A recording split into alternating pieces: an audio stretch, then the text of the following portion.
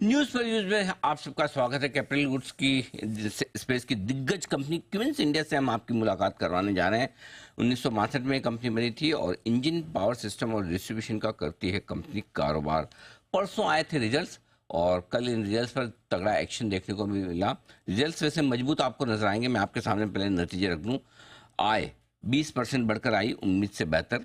कामकाजी मुनाफा 70% बढ़ा, 544 करोड़, हमारा तो अनुमान 390 करोड़ का ही था। मार्जिन भी मजबूत, 18% की उम्मीद के मुकाबले में 23% के आए और मुनाफा भी 561 करोड़ पर पहुंचा, जो कि हर एक लिहाज से काफ़ी बेहतर था। लेकिन उसके बावजूद स्टॉक कल भी कमज़ोर हुआ और आज भी। नतीजों के बाद मैनेजमेंट की कॉल की वजह से और आगे की गाइडेंस की वजह से जो स्टॉक में कमजोरी दिखी, उसे जानने समझने की कोशिश करते हैं। आइए, कंपनी के मैनेजिंग डायरेक्टर अश्वत्थ राम साहब हमारे साथ कार्यक्रम में हो रहे हैं शामिल, जो क्यूमिंस इंडिया के एमडी के साथ साथ ही क्यूमिंस आईएनसी यूएस की सप्लाई चेन के वाइस प्रेसिडेंट भी हैं। पर्ड्यू यूनिवर्सिटी के से आपने इंडस्ट्रियल इंजीनियरिंग में बैचलर्स ऑफ इंजीनियरिंग की डिग्री हासिल की है और इंडियाना यूनिवर्सिटी के केली स्कूल ऑफ बिजनेस से एमबीए की डिग्री भी ली है। 33 साल से ज़्यादा लंबा गहरा अनुभव है अश्वत्थ राम साहब का। सर गुड मॉर्निंग, बहुत बहुत स्वागत है आपका, हमें धन्यवाद हमें समय देने के लिए। सबसे पहले सर, रिजल्ट तो बहुत ही मजबूत और बहुत स्ट्रॉन्ग दिख रहे हैं, लेकिन लोग जानना चाहते हैं आगे आपके गाइडेंस के बारे में। तो सबसे पहले सर मार्जिन से शुरुआत करता हूँ।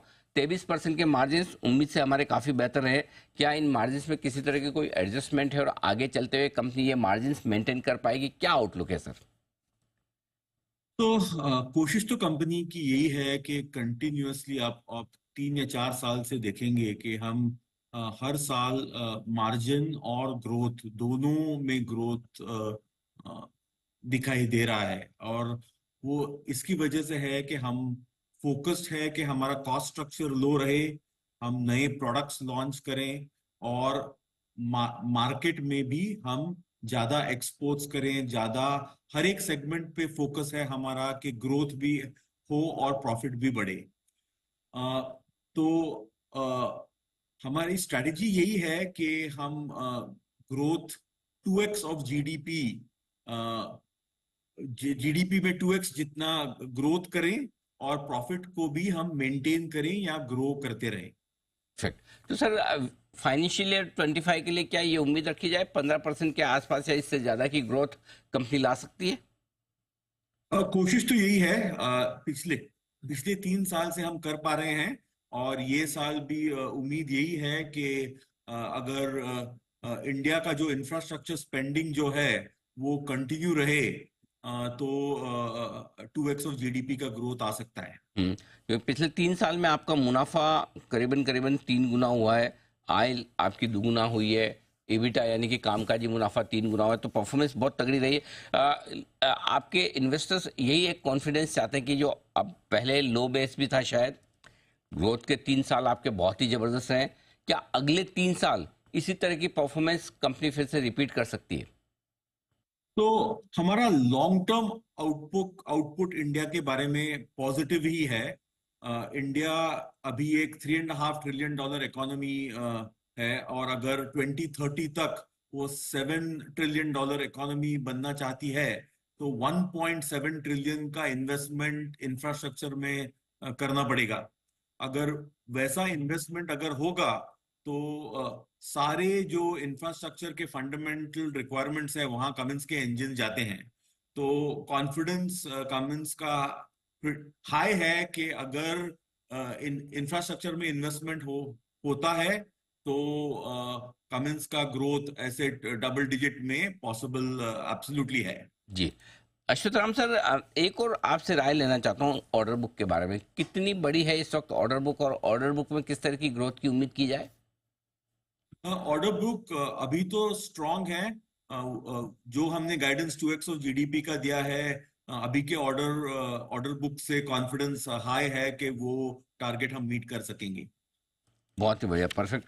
एक्सपोर्ट्स मार्केट के बारे में और इंडियन मार्केट्स दोनों का कंपैरिजन है। कहाँ आपको ज़्यादा मजबूती दिख रही है और ग्लोबल मार्केट्स में, बाहर के इंटरनेशनल मार्केट से जो आपका बिजनेस आता है, उसकी क्या सिचुएशन है इस वक्त?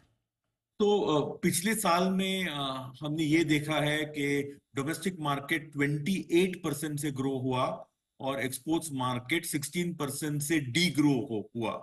एंड उसका मेन रीजन ये है कि जो हमारे बड़े मार्केट्स हैं, जैसे कि Europe, middle east, Africa, Latin America, south Asia, वो सब मार्केट्स घटे हैं पावर जेन लो हॉर्स पावर बिजनेस के लिए। अ, तो हमारी ये उम्मीद है कि ये जो जियोपॉलिटिकल क्राइसिस चल रही हैं और करेंसी प्रॉब्लम्स है, वो सब रीजन्स में वो अगले क्वार्टर तक बॉटम आउट हो जाए, उसके बाद वापस ग्रोथ होना चालू हो जाएगा।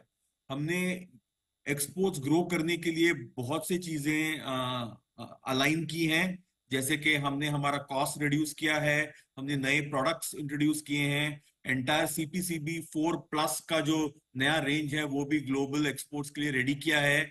और ज्यादा कंपोनेंट्स इंडिया से हम रेडी कर रहे हैं एक्सपोर्ट्स मार्केट के लिए।